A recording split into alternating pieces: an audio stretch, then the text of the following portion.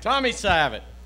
Well, ladies and gentlemen, welcome, and people who are tuning in to our webcast here at McCurdy's Comedy Theater with comedian Tommy Savitt and our fine audience here.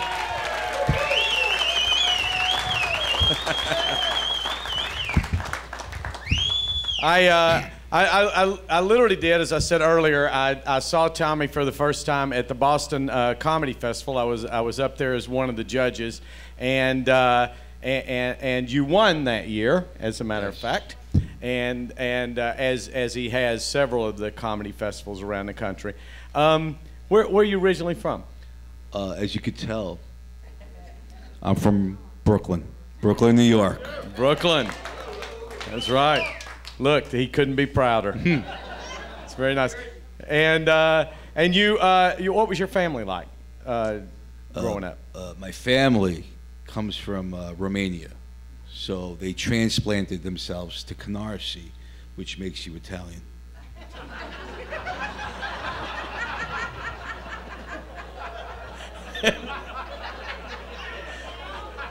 I guess I didn't really know that. Yeah. I think you were scared. No, there's a those lot people. they don't know. What the hell happened? Yeah.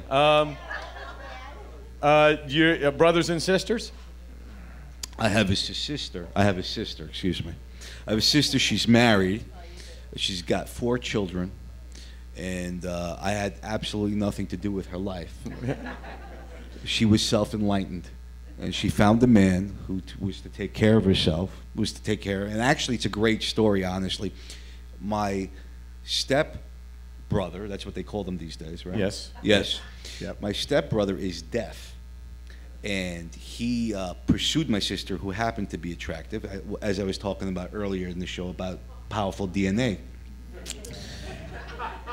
And my sister was dating some other guy, some kind of stud, and he kept on he bumped into her, he approached her, he was very aggressive, and she kept on turning him down. They kept on bumping into each other. This took on for a year and a half. He pursued, and it came to the point where her boyfriend goes, "Go hang out with him." He wasn't threatened, and he was able to woo her, and they wound up married. And so, yeah, it's just a guy who persevered. And they're still married now? They're still married. That's great. Yeah. And I know you have quite an education. You went to what university? I went to Brooklyn Law School. Brooklyn Law School. This man is a lawyer, an attorney. And you came out of Brooklyn Law and you started practicing in Brooklyn, correct? Queens, actually. I had it was great. So I'm practicing. By the way, I never liked the law. I had no business practicing. I'll just tell you right now. By the way, I'm very famous in my own law school. I'm a hero to them because I did what I wanted to do. Even though, so. Yes. We'll get to that later, honey. Come closer. They think your pants are Vera Bradley. It's actually John Daly.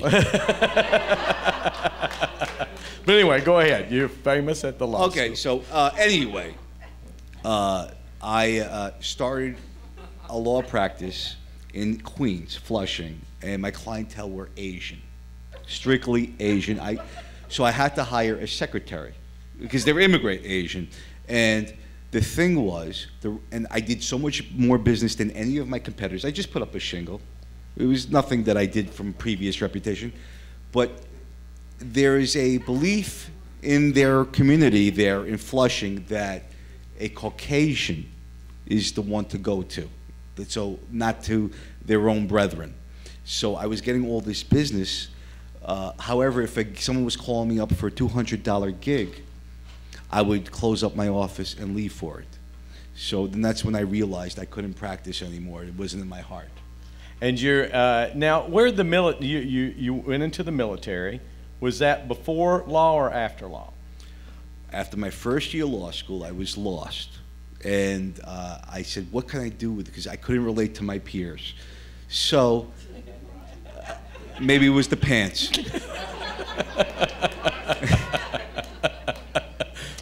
But the thing was, I said, what can I do with this profession that's not boring? So I said, you know what, I'll become a JAG officer, not a JAG off. but a JAG officer. So I enlisted in the Marine Corps after my first year of law school. Yeah, thank you. And then what would happen was I'm surrounded by all these 18-year-olds, 17-year-olds, and these drill instructors are yelling at me, and I'm responding back in kind with vocabulary they can't understand. Like, sir, the pus emanating from my skull due to the sunburn is on a level unparalleled and non-parallel. They go, what the hell are you talking about? So they would make up punishments for me. They put me in the mosquito fields. I would have to stand at attention for 45 minutes. And if I would break, if I would scratch myself, I would have to stay there longer. But the beauty was, the other recruits would volunteer to be with me so they could sneak in another laugh. So I had a week to graduate, and they called me in the administration office. I had a split summer program because I was a law student, so I was a catch for the recruiters. And they said, we need to consolidate your program. And I said no. So as I'm leaving, my drill instructor pulls me over and he goes, one day, one unfortunate woman's going to bear you a child. And this woman is going to bear you a child, a son. And during the next great war, while you're watching it on television, as he looks at you in your big blue eyes, you're going to say, I could have been a Marine. Don't be a lawyer, Savitt. Become a comedian. So during my second year of law, that gave me the impetus, second year of law school, to start doing comedy, and I never looked back. Drill sergeant. Drill instructor, Marines. Drill instructor. So you came out and you started in the comedy, and I'm going to kind of go forward a little bit. You've been over many times to entertain the troops. Many times. Many times. My favorite thing to do. And it really is. Now, do you wear the pants? Do you wear the whole get-up when you're over there? Not when I'm in Afghanistan. I don't want to. Oh yeah, absolutely. Yeah, I don't want to call more attention to myself. I mean, I've been on bases in Bagram, like where this missiles launched at you. I was working with this other comedian. I'm not going to name him, but it doesn't matter. You don't know who he is. I would only know. But so you're given Kevlar, and you got the armor and all that stuff. And if there's a bombing going on in the base, you're supposed to, put it on and run into the bomb shelter. So it's 3 a.m., we're sleeping. The other comedian I'm working with takes my Kevlar and runs away with my stuff. I wake up, I look around, I hear the sirens going off. I shrugged. I go, I seen worse in Brooklyn. And went back to bed. Just thought I should say that's all. I went back to bed. So people wasted time. Nothing happened. Right. The people wasted the time in the bomb shelter, and I went to sleep. And you had a good night's sleep. It's just like a gunfire. So now you got into stand-up comedy probably there in New York. I'm sure playing the clubs and stuff. When you first got started. Did you start out as a character comedian with this character in mind, or did you start out just like most of us do, just trying to shoot for one-liners and jokes and blah blah blah, and this came out somewhere? Well, Les, this is not a character. I know, that's true. I'm so sorry. This is an extension of my personality that I'm able to share with everyone. I know that. All right. Well, is that what you do? You insult your guests? Yes. I'm sorry. I mean, is this what I deserve? I'm sorry. I came from Los Angeles because I'm big time now. Yep. And I came here to Sarasota. You never know what's going to happen next. I could go to Hollywood. FLA. But nonetheless, but go on. Continue with your interrogation. So when I saw you at the Boston Comedy Festival at that point in time, because that was the first one of those big competitions that you won, correct? That was the first one I won. And by the way, which was special because I'm from New York, and Boston is not kind to New Yorkers. I don't have to tell you that. So I won in the enemy field. Yes, he did. So that was very special for me. And you stood out. And at that point, how long had you been doing comedy? I started comedy in 1994. Okay. So that was what, 2007? Yes. Okay, so you do the math. Not gonna. It was a long, it was quite some time. Yeah, 13 years. 13 years. So I'm a baby. And did you find, because I found this to be true in the competition, because for those of you who don't realize what these major competitions are like, Boston and San Francisco and Seattle, is that literally, I know the Boston Comedy Festival, the people that put that together, they travel around the country auditioning and looking at people all year long. So they're literally looking at hundreds and hundreds and hundreds of comedians, if not 1,000. And then in Boston, they invite 100 comedians to be in the competition, and it starts on Monday, and it goes all the way till the end of the week on Saturday when the finals are there. So you cull through all these, different levels to get there, and your character stood out so strong, and to me the reason was because you weren't in a hurry.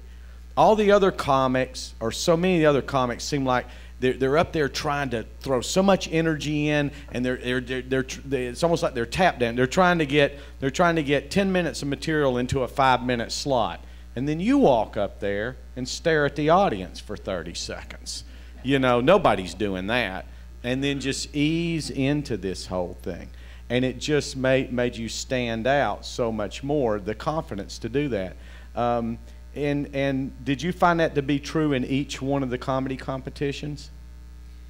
Yeah, you have a few that take their time, but I think many comedians think that a rapid fire, and they let the higher energy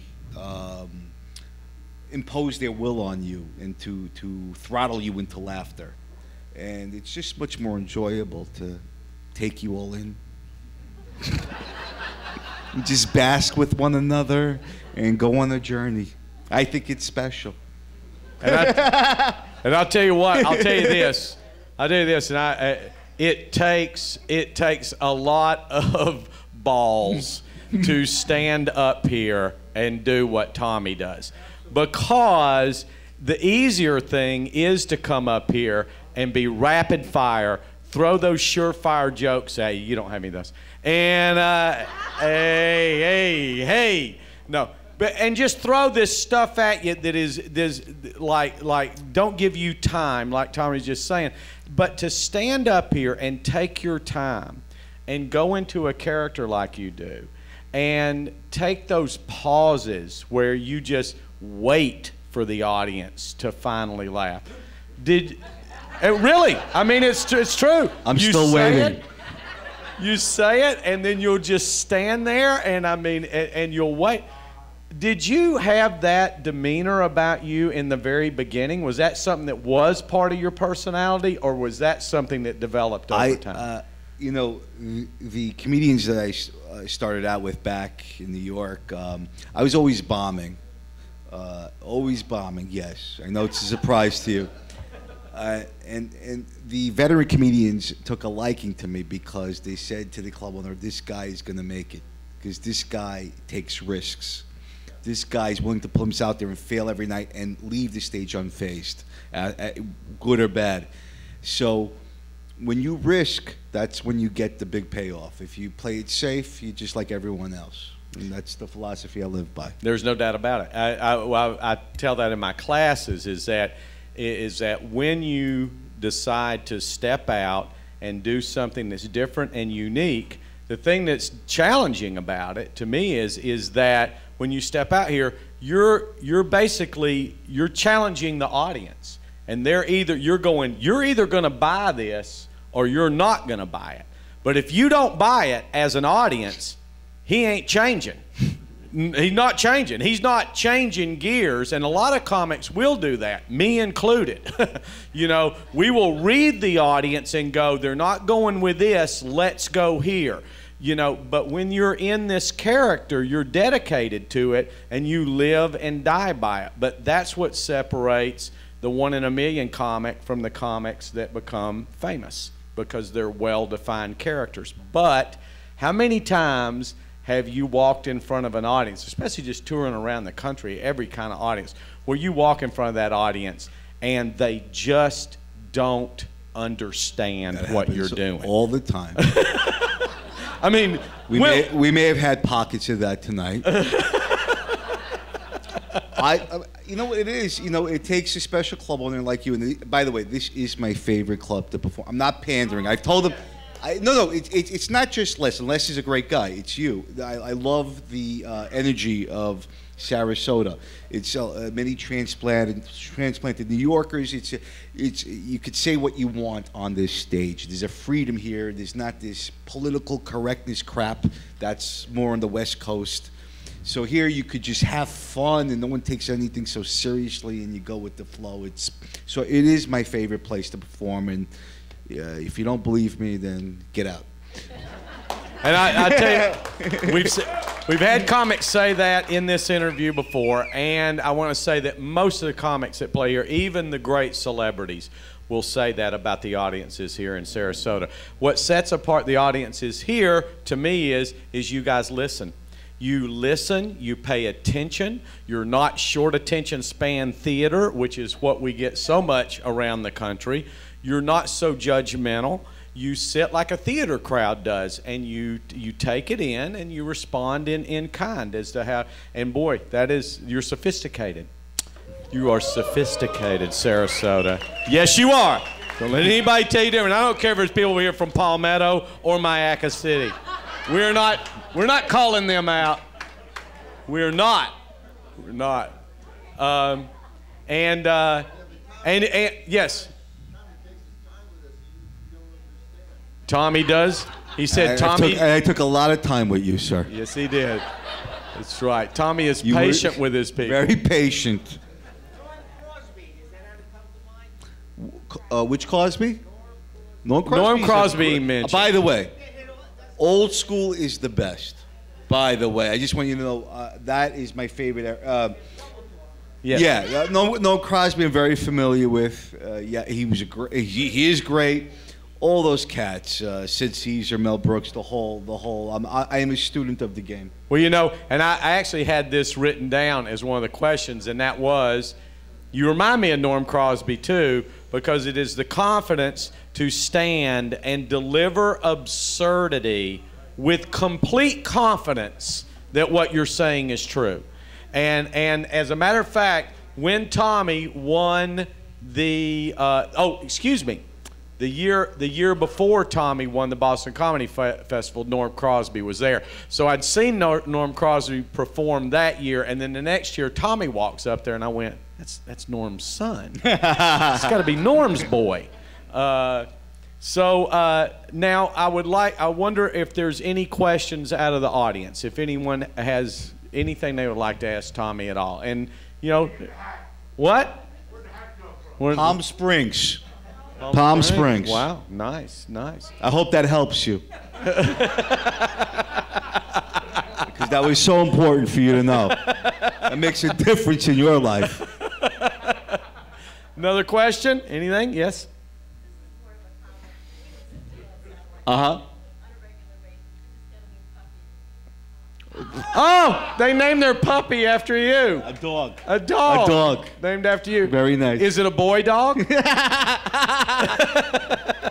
That's very nice. All right, very good. See how they treat me here? I know. I'm looking forward to it. It's great. Anything else? They listen to you on satellite. So you're on satellite radio? Yeah, they play me a lot on especially blue collar radio. A lot of people, many people. You know, I find, you know, I could be anywhere, whether it's small towns, Canada, here. A lot of truck drivers waitresses, oil riggers, and they could just quote me. That's great. Not this stuff, because this was not unveiled on satellite radio yet. So you got a nice preview. So that's like XM Sirius. Yes, right. Yeah, so that's helped me. Yes, sir. Well, try a case in court dressed like this. Is that your mom? You're angry with him, I can tell. What happened? Well, wait just a second. We'll let you have your question. Let's get some decorum here. Sir, all right, I'm going to tell you something. I did not dress like this because I was not spiritually aware at that time. As I've aged, I have grown. So that answers your question, your second question. Now I'm going to tell you a true story. When I first got a job, I got a job because another comedian was an attorney and he hired me. That's how I got a job out of law school. It had nothing to do with my grades. And now this particular individual was the Al Pacino, Scarface type of lawyer. He had a lot of things going on, white things on his desk, and not taking people's money and not doing the job. He was a character. And I'm just new, and I don't know anything. And he goes, do me a favor, go to this case, stall them for a little bit, I'll be there later. So I go there, and once I'm fresh out of law school, I don't have any case trial. I know nothing. I'm here to learn. It's a murder trial. It's a murder trial. The guy's here, and the judge goes, so you're ready to, present the case for your client? And Your Honor, I'm not prepared to do any of this. And he goes, don't get wise with me. What are you prepared to proceed? Because otherwise, I'm going to have you disbarred. And then, are you familiar with the case? I go, no. My client goes, what the fuck? What is going on? I go, sorry. I go, Your Honor, can I question the witness or my client? And then I guess he finally believed me because I was like broken. And he gave me the delay, but that was just an example of one of the growth that I've had to come here and experience it and have people's lives in my hands, and that's why. Oh man! Yeah, it's a true story. Is there another question? The lady that was appalled? No. Anything else? Yes. I have done acting. I've done theater. I've done many commercials. Upland Mortgage, hardware stores, you name it. I've done the gamut there. And I produce shorts, and actually I have a new one coming out soon. I'm in production right now. It'll be called The Tommy Llama, the Next Life Coach. I think Wayne Dyer's need to really watch out. I'm the new Wayne Dyer. That's it. I think so. Anything else? Any other questions? See? Hubris. That's right. My last question is, I ask everybody, what's the great bit you hadn't written yet? Is there something running around your head that was a personal story or maybe a social issue that disturbs you or you're pissed about or that you really are excited about that you go, I want to enlighten, I am ready to really maybe change the world a little bit with this one? Yes, and okay.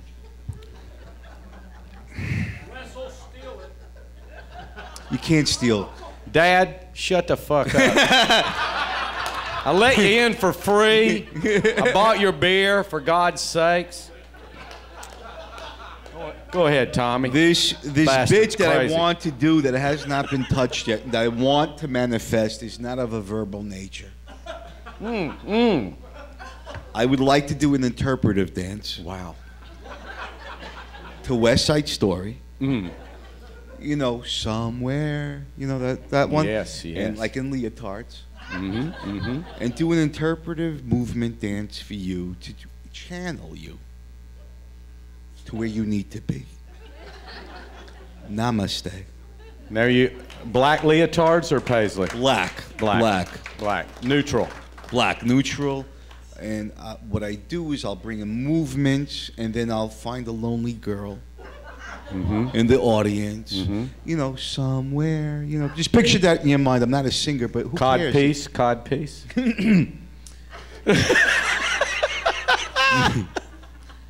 And I'll look into this lovely girl's eyes. Yeah. And I'll grab her and pull her on the stage. Wow. In a very effervescent motion. Oh, effervescent. And then carry her and walk out with her. Wow. Never to be found again. Wow. That's my dream. That's a closer. That's a killer closer. That's a closer. That's a closer. Wow. I'm so but that's not gonna happen this week. You'll do it? All right, right here. Another good student. Another Very good nice. student. Very nice. Maybe I'll do it this week. I have to get the CD. Okay. I'm gonna start playing with it this week. Ladies and gentlemen, Tommy Savitt. Are you selling something tonight? I'm selling, yeah. What are you selling? The CD. With Jeremy? You'll be right back there? Yes, I'll be right back All right, there. I'll kill a little time while Thank you get you. back there. Right. Thank you, Tommy. The Tommy Llama, ladies and gentlemen. We couldn't be more excited. Oh, yeah.